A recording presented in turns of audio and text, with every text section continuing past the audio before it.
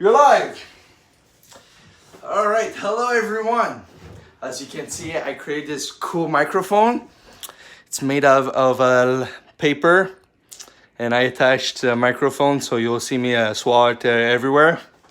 So yeah.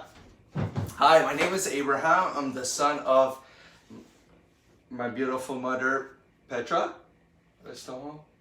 Yes, and I want also Stone Tall. Stone Tall. And I want to introduce you also Eliza, everyone.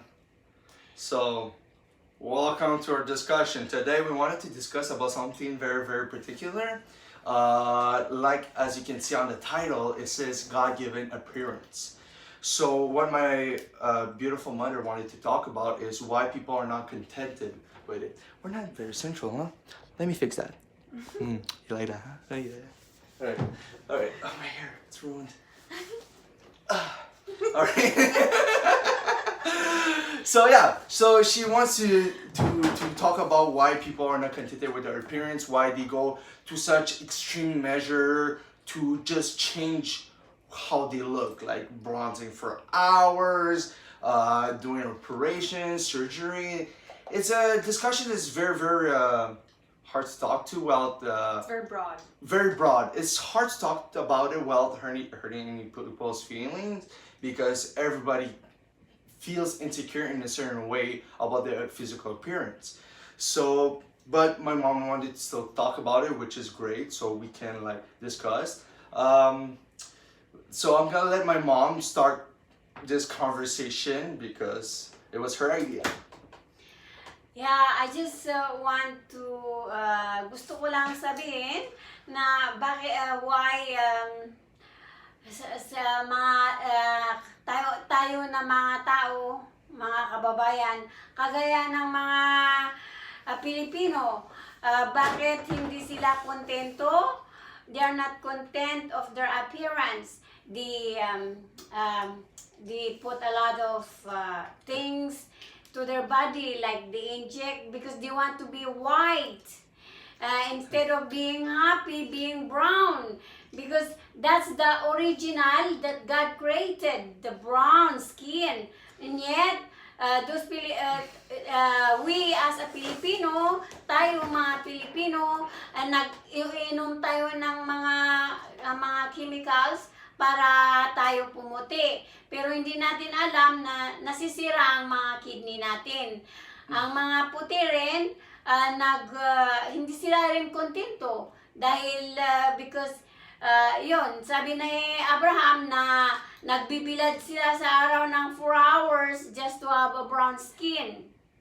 Yun po ang pag-uusapan namin kung bakit ang mga ito or mga appearance ng tao ay hindi sila kontento. So I pass it to Eli. Why? I think that people would have a preference of how they look, just like what Abby said. Some people have they have some insecurity, a part of their body or how they look specifically, and especially with Filipinos, I've seen and heard a lot in the news before that they would have certain specific skin care just to be whiter.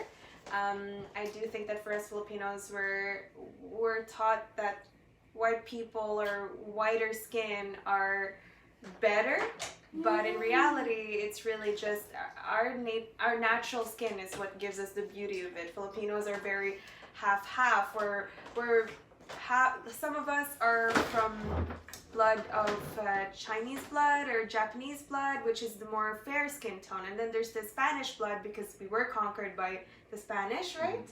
For 400 years. So some of us have a more darker skin. So it's really depending on how it is in the Philippines, but because we're taught that if you're whiter it means you're better, so that's why people are taught to white their skin, which is really not great, but it's a preference that some people have. And just like what Tita Petra said, it's really not good for our kidneys, but we still tend to do it for the beauty of it.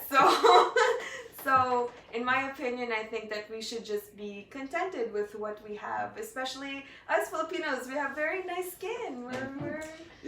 Very good. It's true because the funny thing is like in Philippines the lighter skin, the whiter skin you have, the better it is. But here the like we're so white and we feel so insecure because we're white as snow. So we want to tan a little bit. So we do the opposite of you guys. So we tend to go tanning for hours. We put special things. We go to the beach. We got all prune like skin, but because we change the color of our skin, we feel more beautiful because of that. So we're doing like the opposite, which is I find it very ironic to reach that beauty. But the thing is, what is the perfect beauty? It can be whatever skin color you are, as long as you accept who you are, how you look like, and like yeah.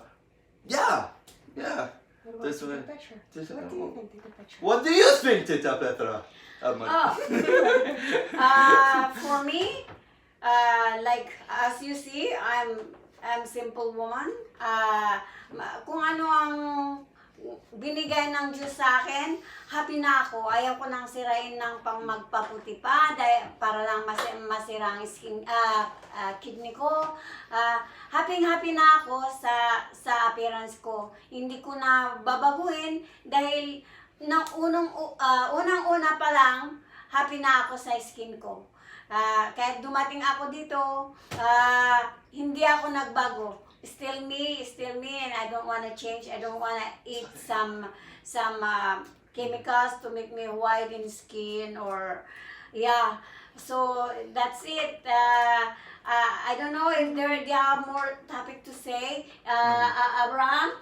Okay, so now we talked about a lot about the skin tone and all that, which is like, as you can see, it doesn't even matter what skin tone you are. You're beautiful. It doesn't even matter, right?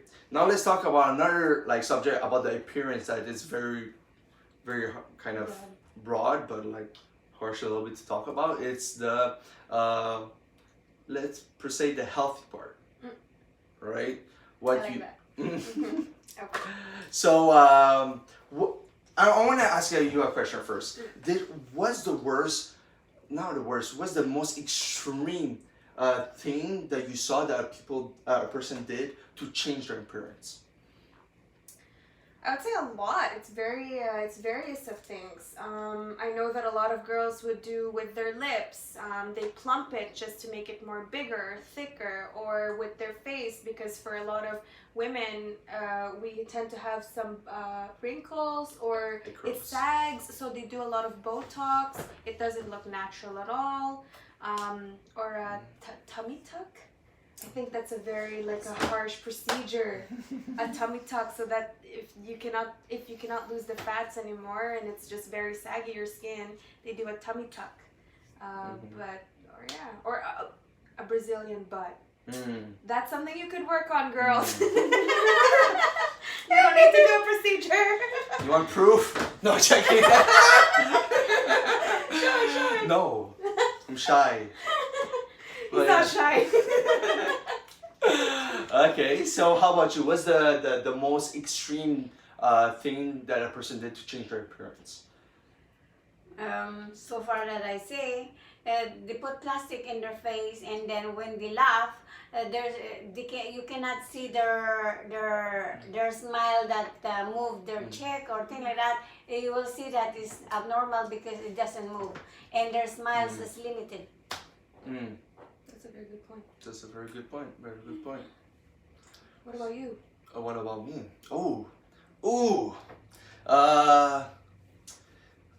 Like I live in Montreal for like my whole life, and I've seen some crazy stuff. Some stuff that you wouldn't even imagine, like splitting the tongue in half. Oh. That's That's a good a point. procedure like it's very changed, or putting some bumps on their head, horn, or even what was it again? Putting like having like so much piercings and all that that it can cause like breathing problem and all that. That's pretty much because you girls are talking about more about the feminine side. I'm kind of innocent in that perspective. I don't see it. I'm kind of like no, it looks normal to me, but I guess girls are more intuitive than guys in this kind of stuff. So yeah. Okay. So next question. Phil, Dr. Phil. very good point. No, but it's good. That's really good. You talk about like about you can do it yourself. You can work on it. So like what for you? What's the limit for someone to change their appearance? Like you can do your hair, like you know, color your hair a little bit. I don't know, like so some do like that. What's the limit for you? I can't per se have a limit for anyone. I think sky's the limit for whatever you feel comfortable to. Whatever you need to do to feel good about yourself is what you do. It's what makes you happy. Do you. I think that's the limit. Whatever you're happiest to. So I can do whatever I want to as long as I'm happy. As long as professionally you still look okay. Professionally. Okay. Next person. What about you? Oh, changing my appearance because I'm already grandma and I'm already old. I think I will remain me. Okay. So that's a Me good is question. okay. There you go. Mga kababayan, is it right? Yes. My appearance of me is okay. Okay. So we talked about like going through procedure to exchange it, but why do you think people feel the need to do that? Why do you think they cannot be contented in how they look? Because that's God-given appearance, right? So yeah. Thank you, Mr. Abraham. You're welcome.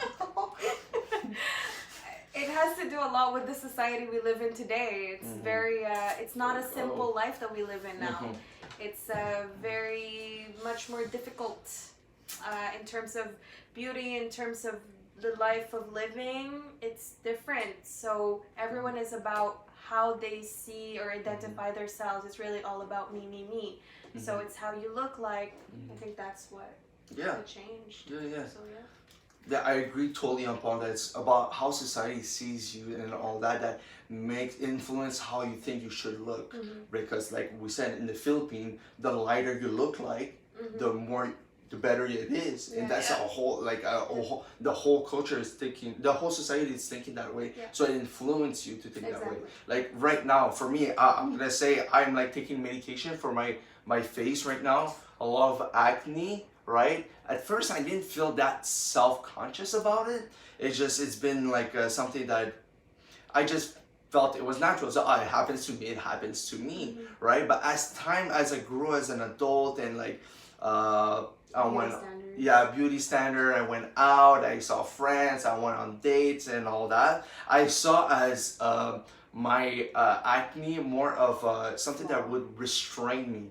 Right, so I would not want to go out as much, and it started to make me feel like I'm not comfortable in my skin, which I understand why people go to extreme measure. Like they feel like they have the smallest calves or the smallest like lips, like you know, and they need the feel of changing it. And yeah, for me, I say that changing your appearance is good until it hits your health issues. When it starts to like, you know, the plastic starts to like affect your skin, it starts to discolor it, your skin start to look bruised, or like it can cause more complication and all that, or get infected and stuff like that. That's when I cross a border, right? Like for example, if you take medication to solve some issue, for me it's not bad because for you it's a health problem and you're fixing it. As long as you don't compromise your health at a certain degree where it can endanger your life, I feel go for it, right? If you want a big ass, I recommend go more to the gym, work it out and all that. Eventually, yes, it's a more long process and long time, but it will feel so much more natural. Because when like a girl would do their like for example their ass, make it bigger, the rest of the body doesn't follow that curve, so it makes it feel weird in a certain pretext. Yeah, so for me that's my opinion. Yeah. Cool. Your turn. Cool. Okay. Mhm. Because for me the conclusion of this topic, and I want you to see that it's really proven the exercise of the butt, as Abraham said. So he will stand up and show his hand. Yes. Chika, chika. So that's it. He exercise a lot, and yeah. But I don't know. Do you have also changed? I will ask Eli if you have also changed by doing exercise. Okay. I think exercising is a very important part of everyone, not just to look good, not just to feel good, but just generally for our mental health, physical health. It really helps. Just to stay active. I think anyone who if you don't take care of your body, you cannot take care of everything else. You're not taking care of you. So it's very important to take care of your body if you want to live longer and better and healthier. That's all. Also, eat correctly too. Oh, that too. Diet, because they say 70% of your abs is cooked in the kitchen, 30% is workout. So dieting, like eating healthy food doesn't need to be an extreme diet of just chicken and rice. Just healthy, as long as healthy, and healthy means not in a proportion that it's too much. For example, a half bag of chip. Is that right? It's cool. It's in the video of Tita Petra. She's talking about healthy food, so check Exactly. it out. That's why we're talking about this. Okay.